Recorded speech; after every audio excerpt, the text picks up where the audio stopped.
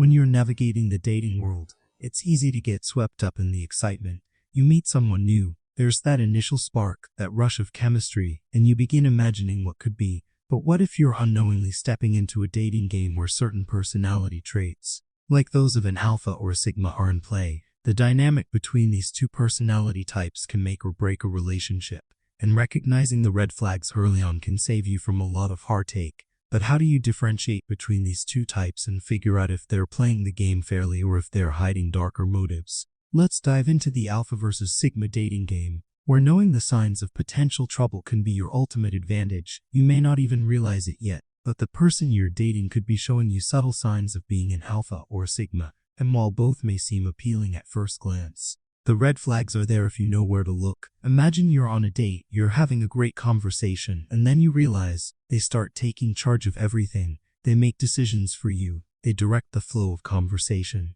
and they want to take the lead in every situation. This is often the classic alpha behavior. They thrive on control. They're assertive, sometimes to the point of dominance, and they're used to being in charge. This might feel exciting at first. After all, who doesn't want to be around someone who exudes confidence and knows what they want? But here's the thing, being in a relationship with an alpha can quickly become overwhelming. They may not leave space for your opinions, your preferences might get lost in their agenda, and worst of all, they may make you feel like your voice doesn't matter as much as theirs. You might catch yourself second-guessing your own desires, letting them call all the shots, and before long you'll realize that they're controlling the narrative, rather than creating a partnership.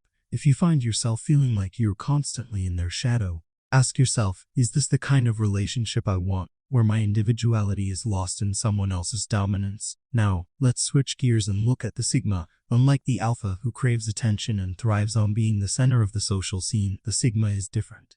They prefer to operate in the background. They're mysterious, emotionally distant, and independent. You might be drawn to their quiet confidence, their ability to keep their cool in any situation, but be careful. The sigma's detachment can quickly turn into emotional neglect. While the alpha demands your attention, the sigma pulls away when you need them most. They're hard to read, and while this can be exciting at first, it soon becomes frustrating because you're left wondering where you stand. The sigma's reluctance to open up or engage emotionally can create a feeling of isolation. You might feel like you're constantly chasing after them, trying to pull them closer, but they keep pushing you away. The red flag here is emotional unavailability, so ask yourself, am I willing to continue investing in a relationship where emotional intimacy is a struggle?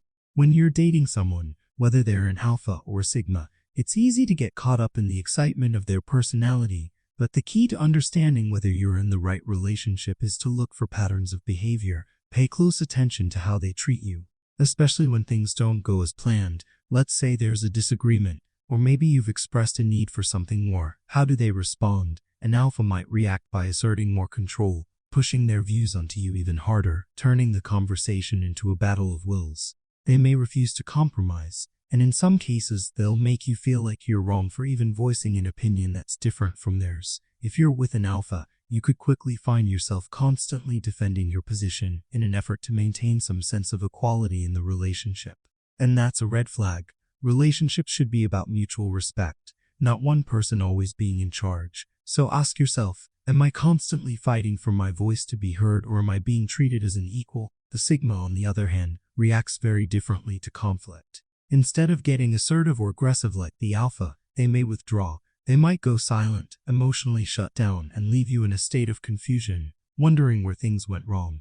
The sigma doesn't typically engage in confrontation. They prefer to escape into their own world, leaving you to deal with the fallout. This can feel like abandonment, as though they've completely checked out of the relationship. When things get tough, the emotional distance can make it difficult for you to know where you stand or how to resolve issues. You may find yourself reaching out, trying to get them to open up, but the more you push, the more they pull away. If you find yourself in a relationship where emotional closeness feels like a constant struggle, it's time to ask yourself, is this the kind of relationship I want? Where one person shuts down every time things get difficult. At the end of the day, the alpha versus sigma dating game comes down to one thing: balance. You need to feel seen, heard, and respected in your relationship.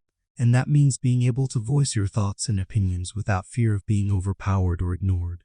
Whether you're with an alpha or a sigma, the key is to be aware of the red flags and ask yourself, is this behavior something I'm willing to tolerate, or is it time to walk away and find a healthier dynamic? Remember, a relationship should bring you joy, not stress. It should be a partnership, not a power struggle. So, take a moment to assess the dynamics, trust your instincts, and don't settle for a relationship where you're constantly feeling diminished. Remember, there are healthy relationships out there that offer mutual respect, understanding, and growth, and that's exactly what you deserve. So as you move forward, keep an eye out for those red flags, trust yourself, and know that you have the power to choose the kind of relationship you want. You deserve a connection that helps you grow and supports you at your best, not one that holds you back. So, what will you do next? Will you embrace a relationship with someone who values you for who you are, or will you let the red flags guide your next move? Don't forget to subscribe, like, and share because you will learn tons of valuable insights in the next video. Stay tuned!